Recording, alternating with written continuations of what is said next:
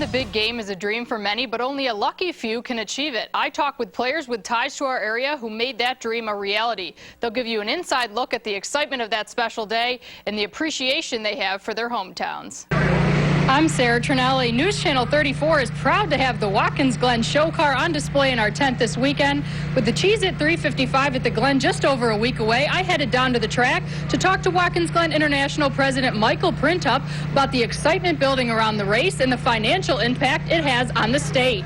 That's right, Jim. It was an absolutely gorgeous day out here today. The rain we got earlier in the week softened up the greens. The fairways were rolling, and that meant the players were pin-seeking. Let's take a look at your first-round highlights.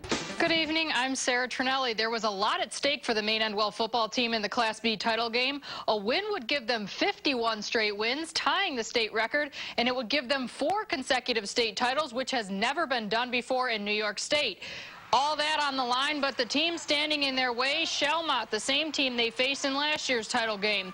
Defense set the tone early. Opening drive for the Sabres. Adam Gallagher steps in front of the pass and returns this one 25 yards, 7-0 Spartans. On Shelmont's second drive, they go through the air again, and this time it's Michael Palmer with the pick. He's just so athletic. On the ensuing drive, Palmer makes an even bigger catch. It's my favorite combo, the Balmer to Palmer special. 35-yard beauty, and just like that, it's 14-0 Spartans.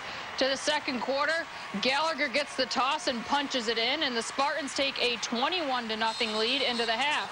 To the third quarter, Shelmont trying to get something going, but the ball slips through Nick Gallo's hands and into the hands of Adam Gallagher, who takes off, and there was no catching him. He takes it 95 yards to the house, and the Spartans take a commanding 27-0 lead. But to the fourth, Shelmont with the ball down 14, under a minute to play. On the halfback pass, it gets tipped by Palmer and lands into the hands of Devin Higgins, and all of a sudden it's a one-possession ball game. But the Spartans recover the onside kick and secure another state championship, 27-19. Maine Endwell wins its 4th straight title, thanks in large part to a guy who has been there for every one of the 51 wins. Great player, show up in big games, and he proved once again that he's a great player. Isaiah Kazavinsky grew up in Endicott, New York, where he was a 3-sport athlete for the Tigers. He took his football career to the next level at Harvard, where he became the first person to start all 40 games and was a first-team All-American his senior year. He was drafted by the Seahawks in the 4th round of the 2000 draft. After beating the Panthers in the NFC Championship game, the Seahawks faced off against the Pittsburgh Steelers in Super Bowl 40.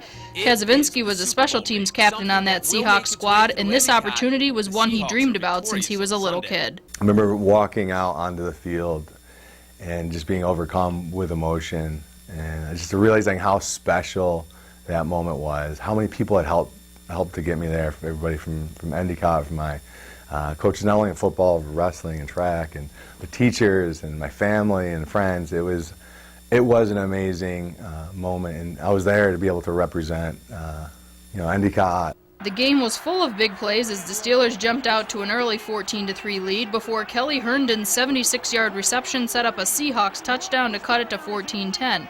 Pittsburgh responded with a big 43-yard touchdown of their own to clinch the game, but the game was marred with controversial calls, including an offensive pass interference call that cost Seattle a touchdown in the first quarter. Criticism came flooding in following the game, but Kazavinsky said all that mattered is at the end of the game, the scoreboard read Steelers 21, Seahawks 10. The fact is, it did come down to either make a play or you don't. That's what I love about football. There's no gray area. Either do or you don't. And we didn't play as well as we needed to win the game. And regardless of what calls were made, and it didn't matter. And there's very little room. The only thing that makes sense is what that score is at the end of the game. But just so happy and proud to have played in that game.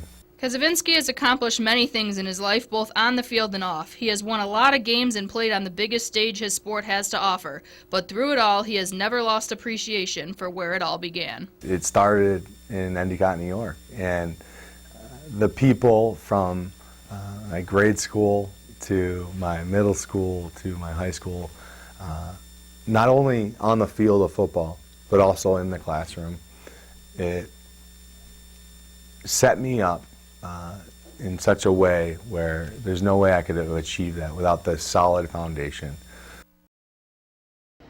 Many people think of golf as an individual sport. In many ways it is, but here out on the professional level, it's very much a team. The person standing next to the bag doesn't always get as much attention as the player, but their role is just as crucial to the player's success. I found that out when I got the chance to be a caddy for a day. I'm Sarah Tranelli here with fellow Rochesterian Jeff Sluman, and I'm going to be his caddy for the day. So it's a pleasure to have you, and I'm glad I get to do this today. And what's the biggest thing that you look for in a caddy so that I know what I'm looking to do out here today? Well, the first thing you did right was you showed up on time, so that's number one. And then after that, just make sure that I'm calm, cool, and collected, and we'll have some fun. All right, I'm here with Doug Lloyd, Jeff's caddy, and caddy.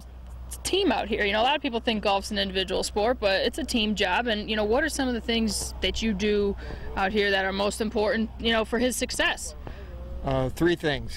You show up, you keep up, and you shut up. That's probably the 3 most important things. So if you do those, you're going to be pretty successful.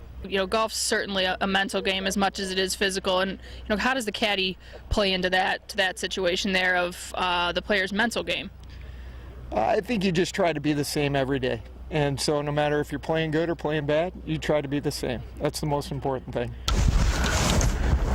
All right, here we go.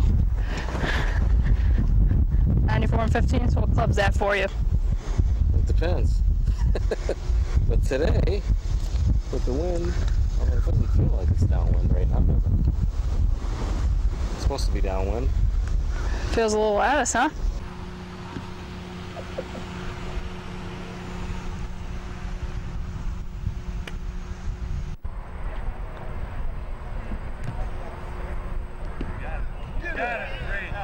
Never a doubt.